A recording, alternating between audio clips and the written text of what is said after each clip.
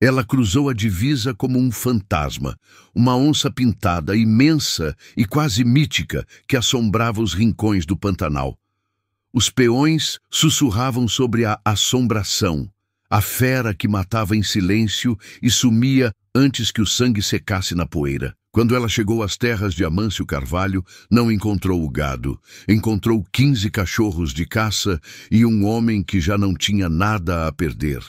Mas o que aquela onça fez com aquela matilha em uma única noite? Deixou cicatrizes mais fundas que as garras, e um silêncio que bala nenhuma conseguiria quebrar.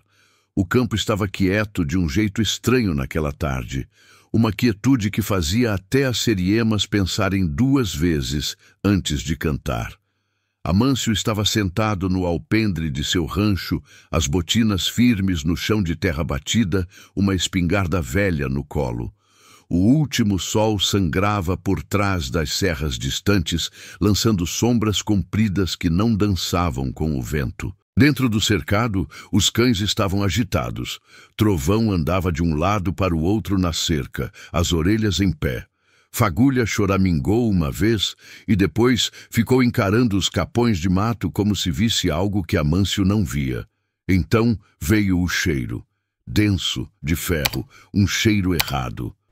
Fumaça soltou um rosnado baixo. Faísca latiu uma vez, um latido seco, de pânico. Amâncio se levantou. Morro abaixo, uma novilha berrou. Não foi um mugido, foi um berro de agonia. Ele pegou o lampião, o coração firme, mas o pulso acelerado e resmungou. Você fez besteira em vir aqui, bicho, na terra fofa, perto do mourão da cerca, pegadas frescas do tamanho de um prato de janta. A assombração tinha chegado. Amâncio Carvalho foi caçador antes de ser qualquer outra coisa. Não por esporte, estava no sangue. O pai dele morreu no mato, atrás de uma sussuarana que tinha comido 2 cabras. Amâncio tinha 10 anos quando arrastou o corpo de volta com a ajuda de uma mula e 2 cachorros magros. Um baque desses molda o caráter de um homem. Ele vivia só, num rancho torto de aroeira, aninhado onde o campo aberto se entregava ao cerrado, a léguas de qualquer vizinho. A esposa tinha morrido de um câncer fazia 15 anos, e desde então Amâncio conversava mais com os cachorros do que com gente. Não que ele se importasse, cachorro não mente, não tem pena, só escuta, e briga quando o dono manda. Trovão era o mais antigo com ele, grande, preto e calado. Fagulha, a fêmea rajada e lisa, sentia o cheiro de cobra debaixo de folha seca. Fumaça nunca latia. Ele seguia rastro como se fosse um risco de tinta no chão. Faísca era quase um filhote, mas cheio de vontade. Valente era meio selvagem, nascido arisco e criado na dureza. E o resto da matilha? Leal, mortal e obediente. Naquela semana, a prosa correu solta no rádio amador que Amâncio guardava enrolado numa camisa de flanela debaixo da pia. Um fazendeiro lá para as bandas de Corumbá tinha perdido 4 garrotes em 2 noites. Bichos mortos na limpeza, sem barulho, sem sujeira. Era assim que eles sabiam. Só um bicho mata desse jeito quieto, onça. A maioria deu risada. Fazia décadas que não se via onça daquele tamanho por ali. Talvez um macho novo, perdido, alguém disse. Talvez um acaso. Mas Amâncio não era a maioria. Quando ele achou aquelas pegadas na cerca dele, fundas e frescas, ele não duvidou. Não ligou para o Ibama. Não ligou para a polícia. Não ligou para ninguém. Ele foi até o galpão, pegou a cartucheira .28 que não disparava há anos e limpou ela com um pano que ainda tinha um cheiro fraco de pólvora e suor. Depois, deu aos cachorros uma porção dobrada de charque. Naquela noite, ele não dormiu. Ficou só sentado no escuro com a espingarda nos joelhos, escutando. Ele não queria glória. Não queria a recompensa que alguém cochichou no rádio. Ele só sabia o que vinha depois que um predador grande perde o medo de cerca. Ele já tinha encarado aquele tipo de olhar antes, e dessa vez, ele tinha algo que valia a pena proteger. Ao nascer do sol, as pegadas tinham sumido, o vento tinha varrido a poeira. Mas Amâncio tinha visto, e visto mais. Perto do curral, tufos de pelo amarelado e uma mancha de sangue diziam que um bezerro do vizinho tinha se aproximado demais do mato. Ele não esperou o sol subir. No meio da manhã, ele e os cachorros estavam a caminho. O Pantanal era um livro aberto que ele sabia ler. Capim amassado, unhadas na casca de uma aroeira, um osso meio roído, tudo falava com ele como velhos amigos. O rastro levava para o sul, na direção das vazantes, perto de uma salina antiga, abandonada e esquecida por quem não cresceu comendo a poeira dali. Era para lá que a assombração tinha ido. E a danada não estava correndo. Amâncio sabia pelo jeito das pegadas. Elas faziam curvas de propósito, voltavam sobre os próprios passos, sumiam do nada, como se a onça estivesse testando ele, zombando dele. Isso aqui não é bicho comum, ele resmungou. Esse aqui pensa. E perto do meio-dia, com o sol feito uma fornalha na cabeça, Fagulha estancou. O nariz tremeu, Trovão soltou um rosnado grave. Os outros congelaram. Das pedras mais acima, um único seixo rolou, e então o silêncio se partiu. A assombração veio como bala de rifle, saindo do meio do mato, os dentes brilhando, um esturro que parecia pedra rolando em fogo. Faísca nem viu de onde veio. O cachorro novo guinchou uma vez, um som fino e curto, e sumiu debaixo do peso da onça. Os outros cachorros caíram em cima, mas a onça brigava como se tivesse a guerra no sangue. Valente atacou e levou um talho na paleta. Fumaça levou uma patada no flanco e rodopiou sangrando. Amâncio levantou a espingarda, achou a onça na mira, mas Faísca ainda estava embaixo, se debatendo. Um movimento errado e ele acertava o próprio cachorro. Ele segurou o tiro. A assombração se virou, viu Amâncio e disparou. Não de medo, de estratégia. A onça pulou um barranco como se tivesse asas. Quando Amâncio chegou em Faísca, o filhote mal respirava. Um olho inchado, fechado, uma costela fora do lugar, debaixo da pele. Ele enrolou o cachorro em seu pala, as mãos tremendo não de velhice, mas de raiva. O resto da matilha ficou em volta, ensanguentada e quieta. O sonho tinha acabado. Aquilo não era uma caçada limpa, não era vingança, era guerra. E a assombração tinha tirado o primeiro sangue. Agora eles andavam mais devagar. No terceiro dia, Faísca não conseguia mais andar. Amâncio deixou ele na sombra de uma figueira, com água e uma tira de carne, enrolado no seu poncho velho. Ele sussurrou no ouvido do bicho algo sobre voltar. Faísca não levantou a cabeça. A matilha agora tinha 14, mas até esse número parecia oco. Eles seguiram a assombração mais fundo na mata, um lugar que Amâncio não via há décadas. O mapa na cabeça dele ficava mudo ali. Era terra que não queria gente, sem passarinho, sem vento, só pedra, calor e aquele cheiro de bicho selvagem, forte, de cobre. No fim da tarde, eles acharam uma novilha, ou o que sobrou dela. Só o espinhaço, meio limpo, marcas de arrasto na poeira. A desgraçada nem escondia mais o que matava, estava exibindo. Naquela noite, eles acamparam perto de um coricho seco. Amâncio não dormiu, nem os cachorros. Fagulha chorou uma vez, um choro longo e baixo. Aí veio o rosnado. Não era de nenhum dos cachorros, era outra coisa. Trovão se levantou, duro como pedra, olhando para o breu. O ataque foi rápido, mais rápido que antes. A assombração pulou das sombras como se tivesse nascido da própria escuridão. Ela atingiu a beira do acampamento, as garras rasgando fumaça antes que Amâncio pudesse levantar o lampião. Fumaça guinchou, rolou, sangrou na areia. O resto da matilha explodiu em movimento. Fagulha pulou. Valente se chocou contra a onça. Trovão foi no pescoço. Amâncio atirou uma vez. O tiro foi alto. O clarão iluminou o lugar por um segundo. A assombração se virou no ar, caiu como água no chão e sumiu de novo no escuro. Simplesmente sumiu. Fumaça não se mexia. Amâncio se agachou ao lado dele, apertou a mão no seu peito. Ainda estava quente, mas estava indo embora. Ele olhou para os cachorros, arrebentados, mancando, ofegantes. A orelha de Trovão estava rasgada pela metade. A perna de Fagulha sangrava de um corte fundo. Valente tinha um rasgo nas costas que parecia feito com chicote de osso. Isso não era uma caçada, era um castigo. O Pantanal parecia zombar deles com silêncio. Amâncio se sentou, largou a espingarda do lado e passou as duas mãos no rosto. A areia nas palmas ardeu nos olhos. Vocês, desgraçados, não precisam continuar, ele disse com a voz rouca. Não tem vergonha nenhuma em voltar. Mas nenhum deles se mexeu.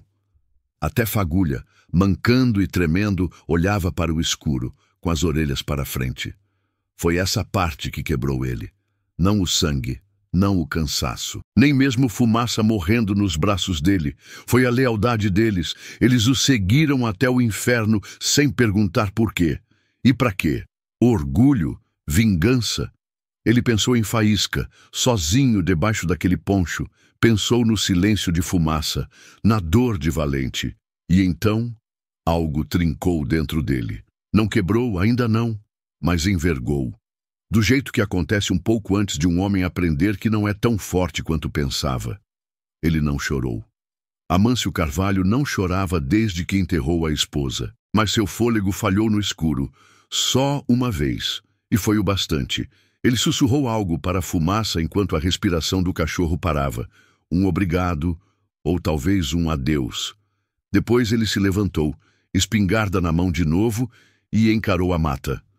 Você quer guerra, bicho? Ele resmungou para a escuridão. Então você vai ter, mas a voz dele soou pequena, do tipo de voz pequena que só uma onça ouviria e entenderia.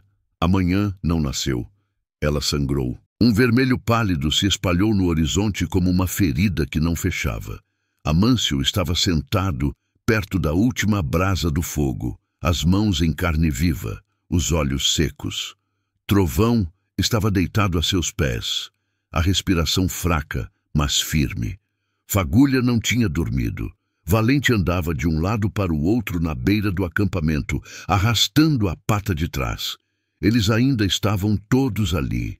Isso era alguma coisa. Ele olhou para a mata de novo. O caminho à frente ainda escuro e sem perdão. Sem rastros frescos, sem som. A assombração tinha sumido, mas não porque correu, porque estava observando. Esse pensamento pesava no peito de Amâncio como uma pedra. Ele já tinha caçado pumas, lobos, até antas na vida dele. Mas aquele felino, aquela onça, não se comportava como caça. Se comportava como um juízo, como algo enviado para testar a razão de um homem para viver. A espingarda no colo de repente pareceu mais pesada que qualquer tiro certeiro que ele já tinha dado. Ele pensou no corpo de Fumaça, agora enterrado debaixo de um monte de pedras. Pensou em Faísca, deixado sozinho no campo. Pensou no jeito que a assombração podia ter matado mais, mas não matou. E se isso não fosse só uma caçada? E se fosse uma mensagem? Você não é o mesmo homem, ele sussurrou para si mesmo. Não aquele que caçava por orgulho, pelas histórias, pelo risco na coronha da espingarda. Dessa vez era diferente. Dessa vez, ele era o intruso. O vento mudou de direção. E com ele veio um cheiro fraco, de sangue velho e amargo, misturado com o almíscar seco do bicho do mato. A onça estava perto de novo. Talvez ferida, talvez descansando, mas não recuando. Amâncio olhou para seus cachorros, machucados, ensanguentados, leais além do juízo. Então ele se levantou. Não de raiva, não de vingança, mas porque algo dentro dele entendeu. Não se tratava mais de ganhar, se tratava de acabar com aquilo, nos termos dele. Ele pegou a espingarda, não para conquistar, mas para finalizar. Não como um caçador, mas como um homem que devia uma razão aos seus cachorros. Pelo meio-dia, eles andaram de novo. Não com energia, mas com ritmo. Lento, firme, deliberado. Amâncio ia na frente, a espingarda baixa. Os cachorros seguiam em formação irregular. Trovão mancando, mas alerta. Fagulha cheirando cada brisa. Valente arrastava uma pata traseira, mas nenhuma vez olhou para trás. Eles entraram em terreno desconhecido, terra vermelha cortada por baixios secos, arbustos de espinho agarrados nas paredes como cicatrizes. Uma passagem estreita se abria entre dois paredões, tão apertada que os ombros de Amâncio roçavam nos dois lados. Foi ali que a assombração deixou um recado. Na parede de pedra, 4 marcas de garras frescas, fundas e retas, como se tivessem sido riscadas com uma faca. Não era uma marca de trilha, era um aviso. Amâncio parou, estudou as marcas. Depois se virou para os cachorros. Ela sabe que a gente está vindo. Ele sentiu isso. Não era só sobrevivência. A onça estava guiando eles, mais para dentro, mais para o alto, para o mais fino, testando eles, um por um. No pôr do sol, eles chegaram a uma crista com vista para uma grota. Não havia pegadas, nenhum sinal de luta, mas o ar estava errado, parado, tenso. Uma armadilha, talvez?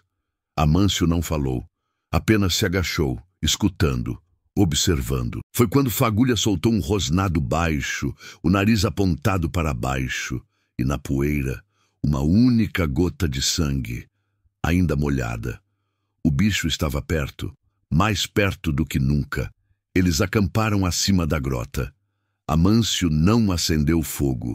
Não adiantava avisar a coisa que já estava observando eles. Os cachorros se aninharam mais perto naquela noite, descansando um contra o outro, o instinto mais forte que a dor. Trovão não dormiu. Ele ficou de pé, virado para a encosta escura, imóvel. Fagulha se aninhou perto das botas de Amâncio, lambendo a perna ferida. Valente estava deitado, o peito subindo com esforço, mas os olhos nunca se fecharam. Amâncio sentou-se numa pedra chata, virando a espingarda no colo. "Vocês ainda acham que a gente dá conta?" Ele perguntou baixinho. Fagulha se mexeu, mas não respondeu. Claro que não. A grota abaixo respirava pesado na noite. O tipo de respiração que um homem sente na espinha, não nos ouvidos. De repente, uma pedra rolou pela encosta. Trovão rosnou, grave e baixo. Amâncio levantou a espingarda, o coração firme, mas nada se moveu. Ele sabia o que era aquilo. A assombração não estava mais só atacando, estava observando, estudando, planejando, e era isso que assustava Amâncio mais do que garras ou dentes. A onça não estava mais caçando por comida, estava caçando eles. Na alvorada, o ar tinha gosto de pedra e raio, agudo, elétrico, final. Amâncio não falou. Apenas se levantou, jogou a espingarda nas costas e fez um aceno com a cabeça para os cachorros. Trovão se moveu primeiro, lento, mas pronto. Fagulha mancava atrás, o nariz no chão. Valente se ergueu com um gemido. Mesmo quebrados pela metade, eles responderam ao chamado.